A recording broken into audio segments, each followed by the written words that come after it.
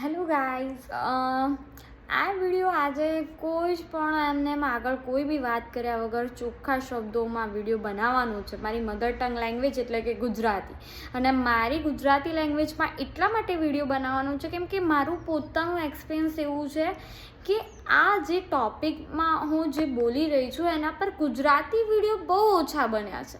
અમુક પંજાબી બી બની ચૂક્યા છે, યુએસ જવા માટે ઇંગ્લિશ બી બની ચૂક્યા છે અને હિન્દી પણ છે. પણ ગુજરાતી વિડીયો મેં પોતે પણ સર્ચ કર્યું યુટ્યુબમાં તો બહુ ઓછા જોવા મળે છે. તો પણ એના માટે આ વિડીયો મેં બનાવી દીધો કે ફક્ત ને ફક્ત આ વિડીયો ગુજરાતીમાં છે અને ગુજરાતી વિદ્યાર્થીઓ માટે છે, અને એ પણ જે યુએસ જવા માંગતા હોય એ માટે છે. કેમ કે અત્યારે તમે જુઓ ને તો બહુ જ વિદ્યાર્થીઓ એવા છે જે લોકોએ એમનું ડિપ્લોમા યા ફિર માસ્ટર કે બેચલર એ ફિનિશ કર્યા પછી યુએસ જવાનું વિચારે છે. આમ મેં પણ વિચાર્યું હતું, અને મારો પોતાનો એક્સપિરિયન્સ જે પણ આખા જર્ની પ્રમાણે જે પણ એક્સપિરિયન્સ રહ્યો, નાની નાની વાત હું આ વિડીયોમાં કહેવાની છું. એટલે તમારે દરેકે આ વિડીયો એન્ડ સુધી જોવો પડશે, તો જ તમને ખબર પડશે કે બાયોમેટ્રિક્સ એટલે શું અને ઇન્ટરવ્યૂ એટલે શું. બાયોમેટ્રિક્સમાં શું કરવું જોઈએ, શું ના કરવું જોઈએ, અને ઇન્ટરવ્યૂમાં શું કરવું જોઈએ અને શું ના.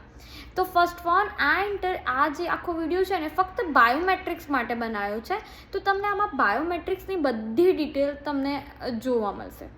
તો અમારું પોતે પણ મારી એક 25/11 એટલે કે 25/11/2025 ના રોજ મારો એક ઇન્ટરવ્યૂ મેં ફિક્સ કરેલું. એટલે એમાં 12મા મહિનાની 5 તારીખે ઇન્ટરવ્યૂ આવ્યો. 25 તારીખે આગળ 11મા મહિનાની 25 તારીખે મારું બાયોમેટ્રિક્સ હતું. હવે મને પોતાને જ્યારે મારું બાયોમેટ્રિક્સ હતું ને તો ઇન્ટરવ્યૂ કરતાં વધારે ડર મને બાયોમેટ્રિક્સમાં લાગ્યો. કેમ કે મને એટલી સમજ જ નહીં કે બાયોમેટ્રિક એટલે શું, ત્યાં શું કરવાનું છે, કેવી રીતે લોકો બિહેવ કરશે, ક્યાં લાઈન હશે, શું કરીશું ને શું નહીં. ત્યાં આપણને કોઈ પ્રશ્ન પૂછી લીધો તો હા, તો આમાં કંઈ જ ડરવાની જરૂર નથી. હું સૌથી પહેલાં મારું 25 તારીખનું બાયોમેટ્રિક્સ હતું મોર્નિંગમાં, બપોરે હતું. હું નીકળી ગઈ હતી 24 તારીખે બોમ્બે માટે. મારું બાયોમેટ્રિક્સની ડેટ આવી હતી મુંબઈ એટલે કે બોમ્બે. તો હું ત્યાં ગઈ 24 તારીખે રાતે. હું સ્ટે કર્યો. મોર્નિંગમાં હું પહોંચી ગઈ હતી ત્યાં બીકેસી એટલે કે બાયોમેટ્રિક્સ માટે મુંબઈ એ કન્સલ્ટન્ટ એક જગ્યા છે જ્યાં આપણા ફિંગર આપવાના હોય છે, અને એ બધું બાયોમેટ્રિકની આખી પ્રોસેસ કરે. તો પહેલાં મારી પાસે ડોક્યુમેન્ટ હતા. ફક્ત 3 ડોક્યુમેન્ટની જરૂર છે ત્યાં કંઈ.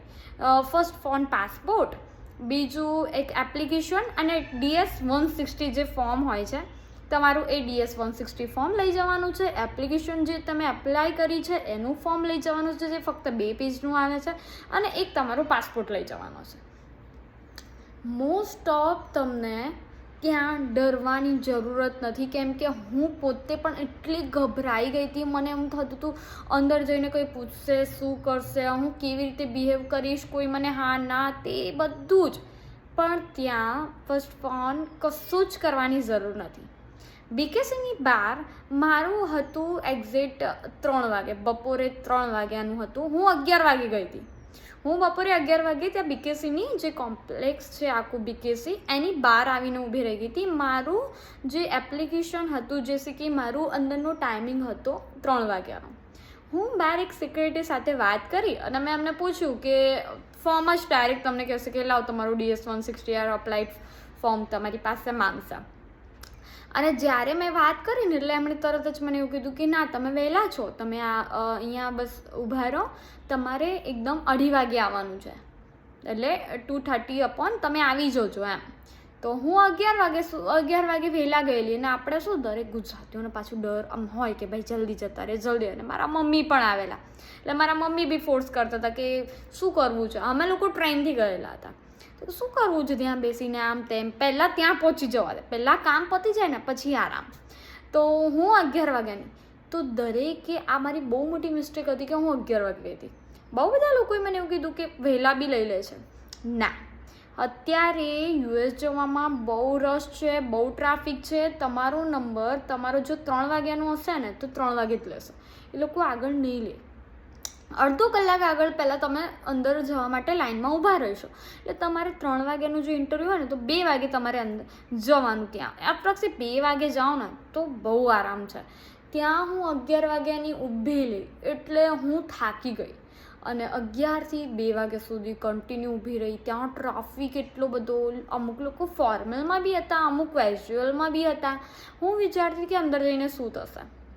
ત્યાંથી કોલ આવે છે. બીકેસીની બહાર સિક્યુરિટી ઊભા હોય છે. બહુ સરસ રીતે લોકો તમને કોલ આપે છે કે તમને 3 o'clock એટલે મને પહેલાં 3 વાગ્યાનો કોલ આપ્યો અને 3 વાગે મને એવું કીધું કે તમે લોકો આવી જાઓ.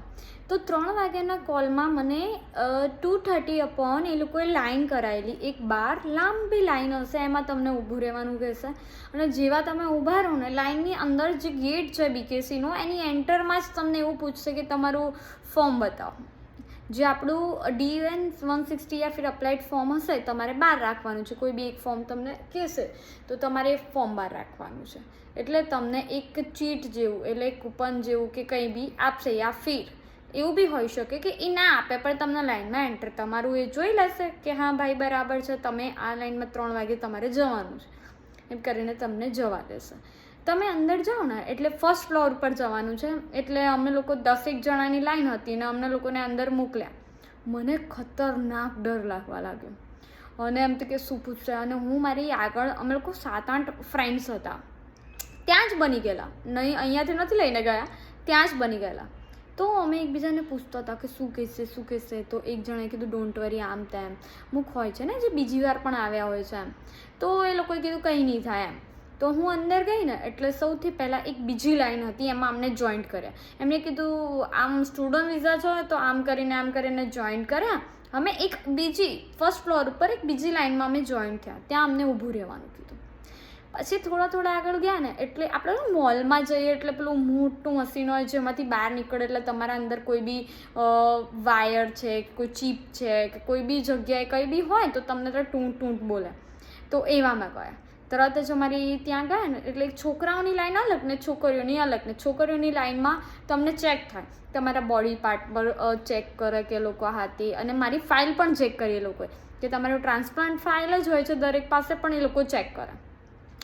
તો એ લોકોએ એ મને ચેક બી કરી. ચેક કર્યા પછી તમને છે ને આગળ 4 કાઉન્ટર હોય છે જ્યાં લોકો PC લઈને બેઠા હોય છે, એમાં તમને મોકલી દે. સૌથી પહેલાં તમે ત્યાં જાઓ ને એટલે એ લોકો બહુ રિસ્પેક્ટફુલ તમને હશે, ગુડ મોર્નિંગ મેમ યા ફિર good afternoon ma'am, hello ma'am. અને તમે પણ એ લોકો સાથે સરસ રીતે વાત કરી શકો છો. બિલકુલ ડરવાની જરૂર નથી. મને પોતે ડર લાગેલો પણ આફ્ટર મને ત્યાં ગઈ ને પછી ખબર પડી કે અહીંયા ડરવાની જરૂર નથી. ત્યાં કોઈ એવું ઇન્ટરવ્યૂ જેવું કંઈ પૂછશે નહીં. એમને મને પૂછશે કે તમારું નામ શું છે, એટલે એ લોકોએ ત્યાં જોયું તમારા પાસપોર્ટમાં કે નાયક માનસી, તો એટલીસ્ટ એ લોકોએ મને કહી દીધું કે હા. તો એમણે કીધું ઓકે. તરત જ મને એક બીજી લાઈનમાં જોઈન્ટ કરી. ત્યાં ગઈ અને એ જે મારું ફોર્મ લઈને અને હું બીજી લાઈનમાં ગઈ. બીજી લાઈનમાં ગઈ ને એટલે એ લાઈન સ્ટ્રેટ હતી અને એ સ્ટ્રેટ લાઈનની આગળ હું જોઈ શકતી હતી કે એક જેમ આપણે 4-5 બારી જેવું હતું, એમાં અંદર માણસો બેઠેલા, વચ્ચે કાચ અને એક ના. એન્ડ ધેન એણે મને વાત કરી જસ્ટ હેલો ગુડ મોર્નિંગ, અને મેં પણ એને વાત કરી કે હા ઓકે હેલો ગુડ મોર્નિંગ. એણે મને ફર્સ્ટ ફોન પૂછ્યું કે F1 વિઝા છે? મેં કીધું યસ. પછી એણે ડોક્યુમેન્ટ માંગ્યું મારો અને તરત જ એણે માંગ્યું પાસપોર્ટ, એપ્લિકેશન જે મારી હતી ફોર્મ, અને તરત એણે મને રાઈટ સાઈડનું ફિંગર લેફ્ટ સાઈડનું ફિંગર સ્કેન કર્યું અને એક ક્લિક કર્યો મારા મતલબ ફેસને એક ક્લિક કર્યો અને એણે મારો ફોટો લીધો. તરત જ જેવું મારું ક્લિક આવ્યું એકચ્યુઅલી તો હું તો નર્વસ હતી એટલે મેં 2-3 વાર આંખો આમ કરી દીધી. એણે બહુ સ્માઇલથી મને બહુ સરસ રીતે કીધું તમે નર્વસ ના થાવ, આંખો ખુલ્લી રાખો, હું તમારો ક્લિક કરું છું ફોટો. તરત એણે ફોટો ક્લિક કરી અને એક પાસપોર્ટ ઉપર કંઈક સ્ટીકર જેવું લગાવ્યું અને એણે મને આપી દીધું અને બસ તરત જ કીધું okay have a nice thank you. And એણે પણ કીધું કે બેસ્ટ ઓફ લક તમારા ઇન્ટરવ્યૂ માટે. 5 તારીખે તમારું ઇન્ટરવ્યૂ છે તો તમે વહેલા આવી જજો. સરસ વાત કર્યા પછી એણે મને બહુ સરસ રીતે કીધું. મને બિલકુલ ડર નહીં. હું જ્યારે નીચે ઉતરી કોઈ ડર વગર